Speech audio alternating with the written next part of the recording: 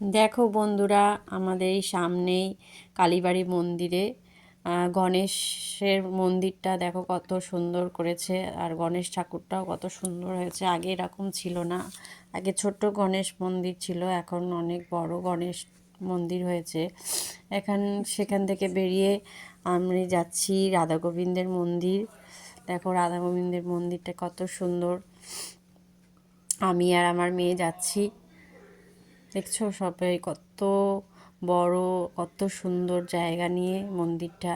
আমাদের খুব ভালো লাগে এই মন্দিরটা যেতে। আমি প্রত্যেক শনিবারই যাই, আমি আমার মেয়ে। দেখো রাধা গোবিন্দের মন্দিরটা।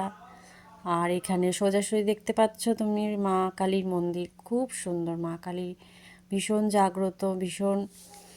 আর ওই দেখো এইদিকে বড় ঠাকুরের মন্দিরটা নতুন করে হয়েছে, কত সুন্দর। আগে বড় ঠাকুর মন্দির ছোট ছিল, এখন মন্দিরটা কত বড় হয়েছে, খুবই সুন্দর।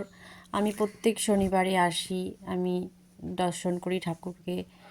আমি দেখো কত মন্দিরে লোকজন, কত সুন্দর মন্দিরটা। বুঝছো বন্ধুরা?